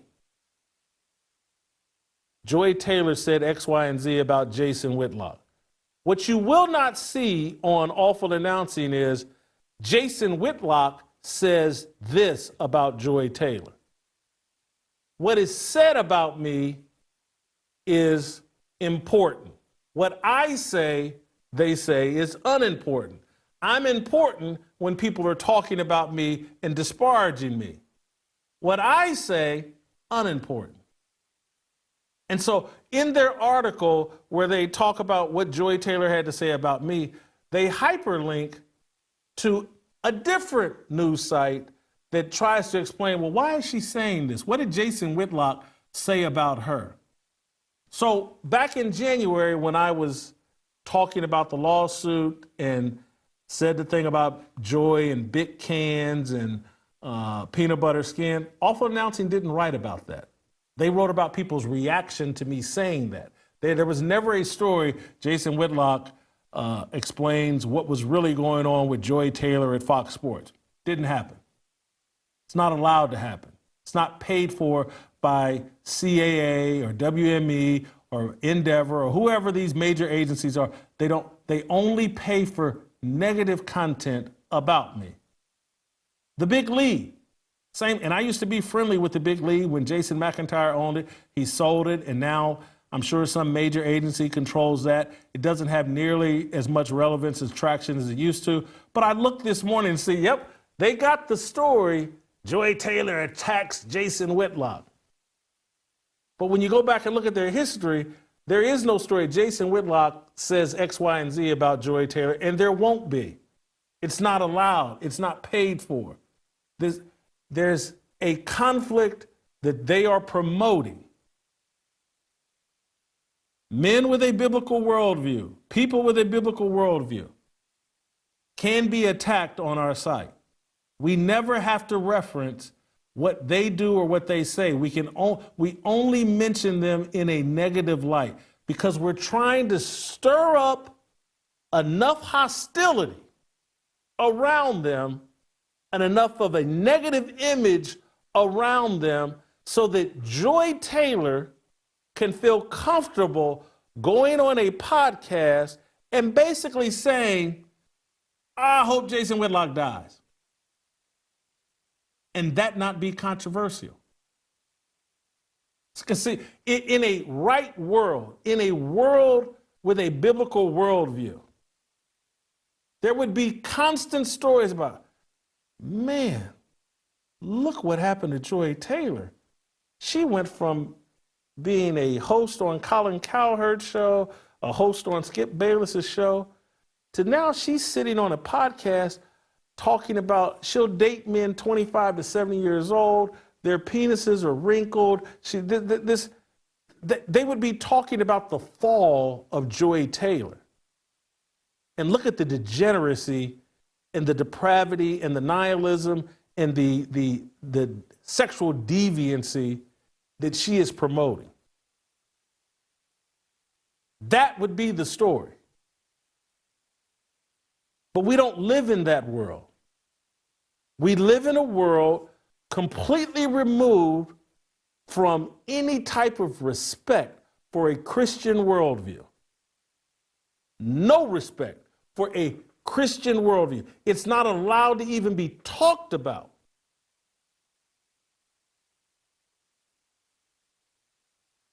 We don't evaluate things from that perspective.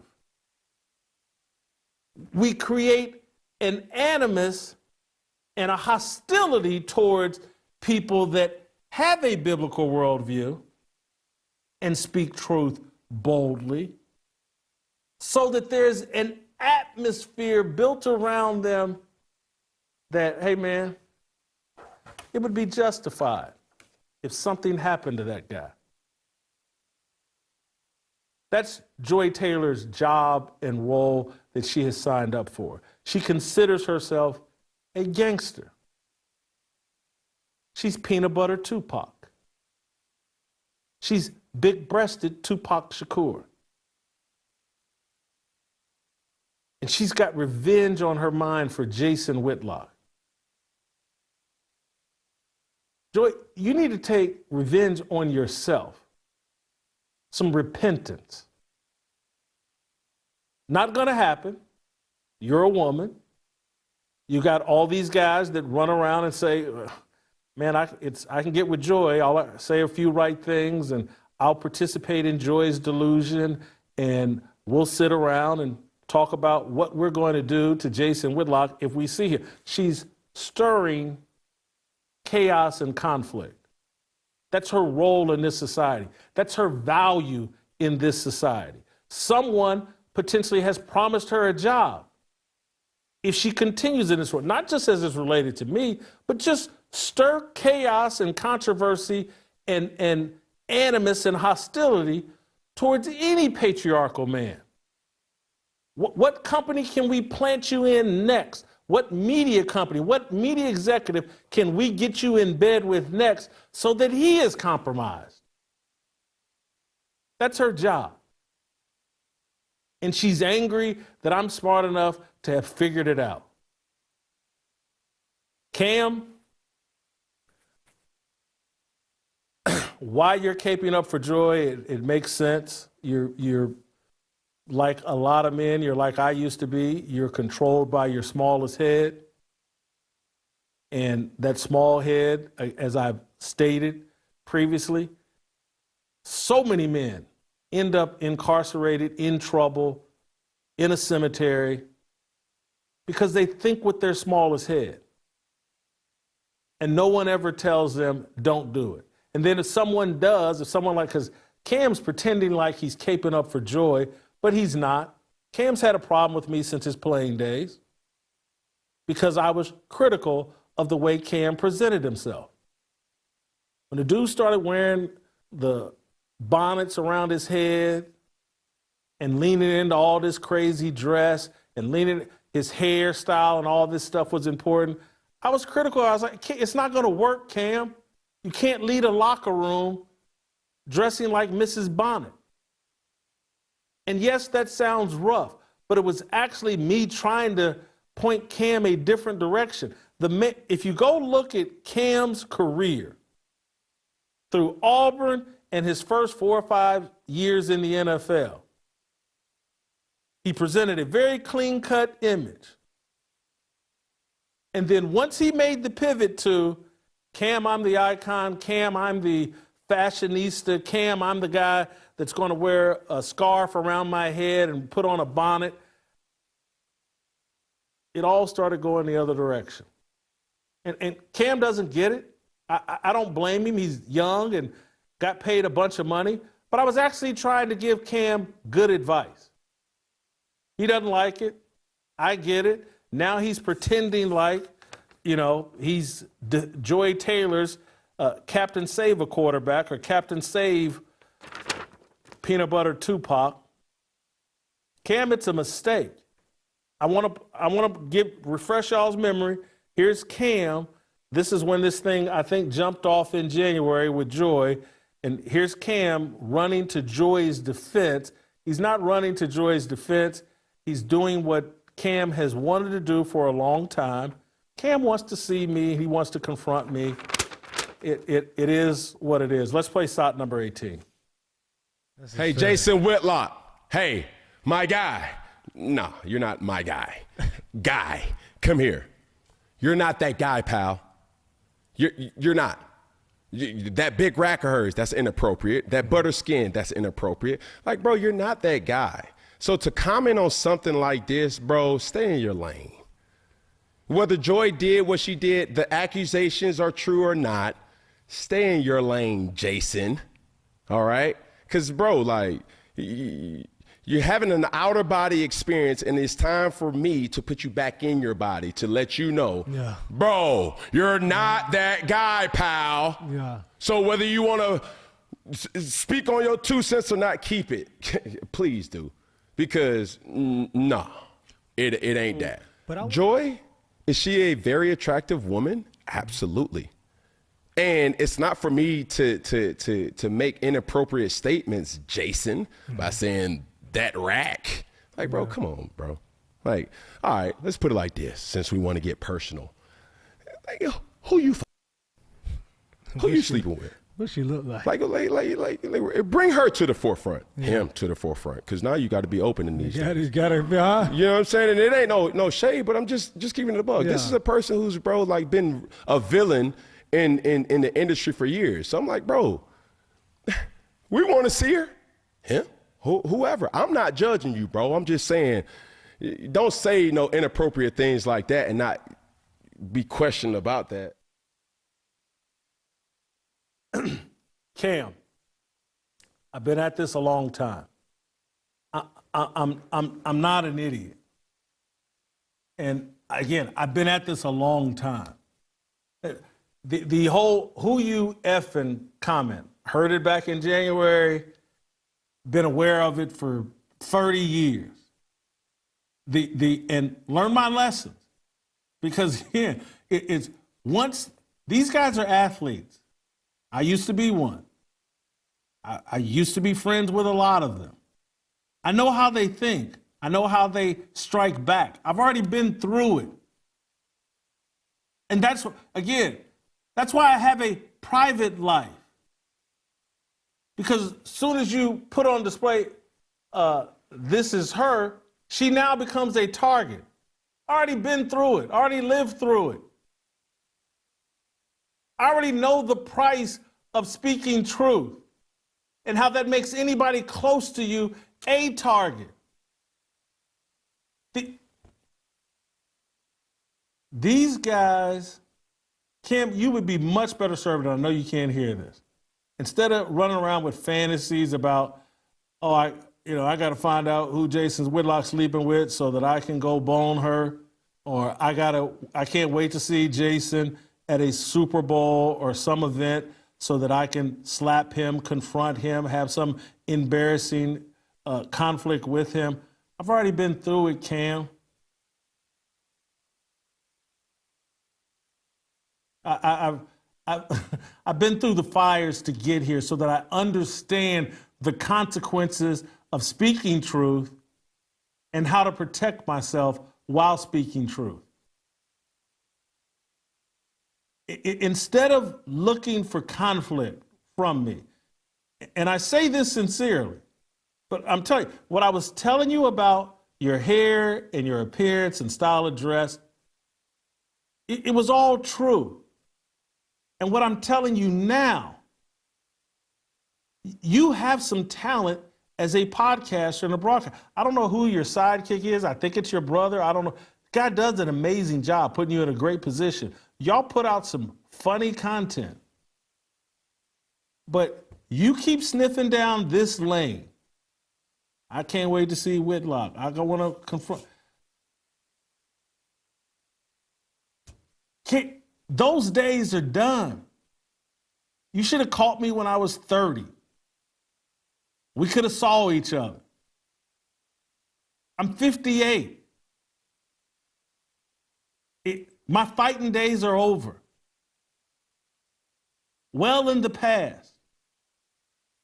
You sound stupid, and you're leaving receipts that are going to cause you problems. Don't let this woman, emotional, identity issue, and all the men that follow around and all these young dudes that think like women,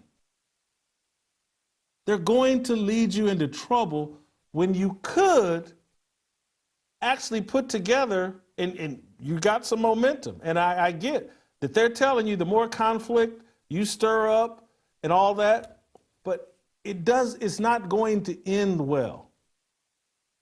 Joy Taylor's finding that out. All of these guys are going to find it out. Go ask your father, the minister. It's already been written who wins.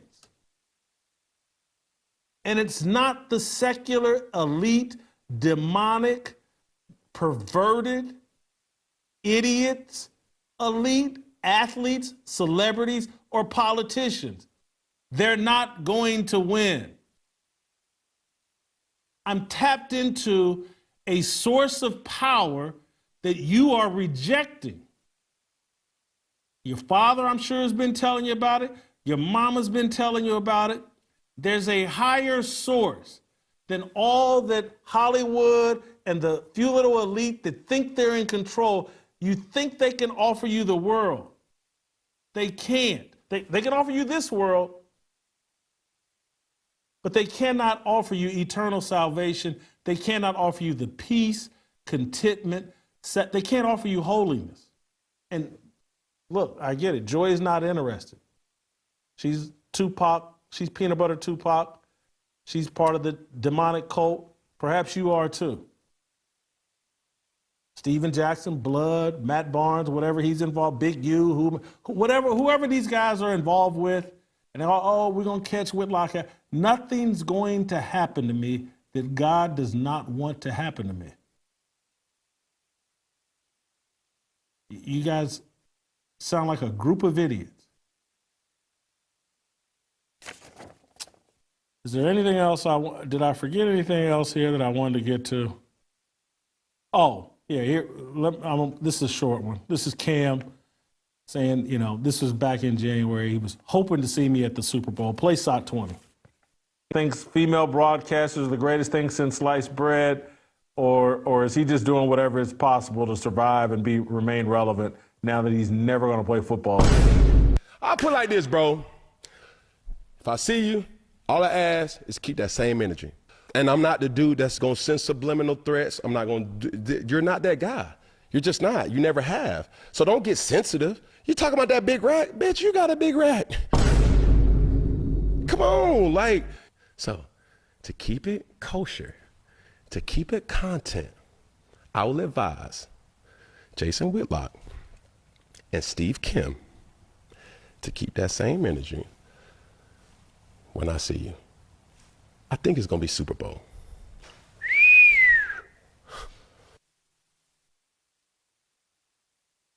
Could you imagine? I mean, Cam got 7, 8 kids,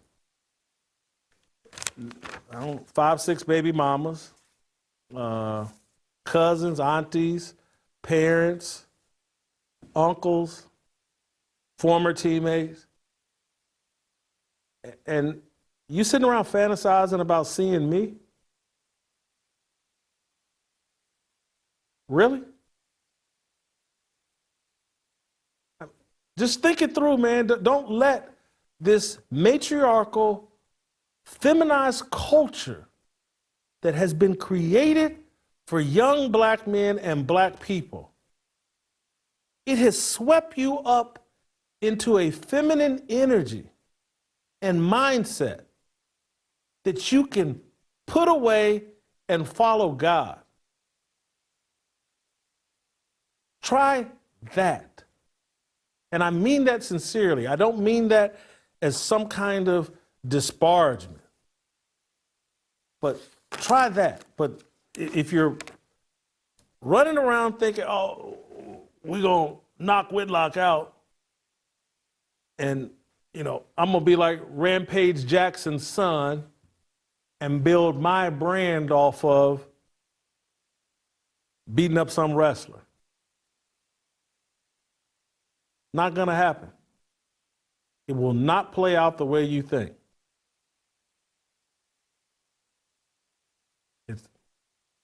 Leave peanut butter Tupac alone. It's a woman, a black woman, who's been programmed for chaos. And if it does not apply to you, if you're a black woman watching this show, and if it does not apply to you, don't be offended. But don't lie and say that black women haven't been programmed for chaos. That they're well-intentioned, but their instincts are chaotic. Smoke the SHIT out of well-intentioned, but emotional, and love drama and conflict. Every fight video they see, they love it. Look at these men making fools of themselves. Look how easily triggered they are. Someone called them a name and they did this or that. Don't be disrespected. Don't let nobody disrespect you. And this black man and black woman, this whole disrespect culture, and I'm about to get into it on this Harmony show here at noon. I'm going to end this now and continue this whole conversation about this rigged conflict that they've put together and black people are starring in it.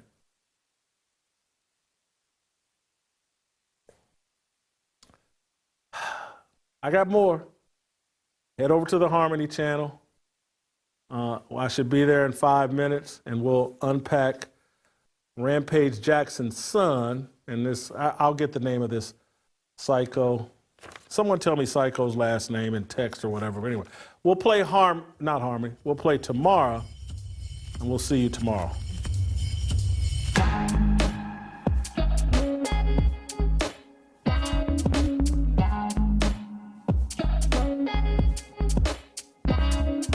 Waiting for the countdown, coming off the breakdown, standing in line for freedom. Looking for a breakout, feeling like a standoff, nothing in life like freedom. Came in like a fighter, striking like a ladder, making all these moves for freedom. I want freedom. No negotiation, my sister, no relation. We all just wanna have freedom. Sitting on a corner, never been alone. I'm breaking my back for freedom. Blessed, we are living, get back. We are receiving, all deceiving. We all wanna be free. We want freedom.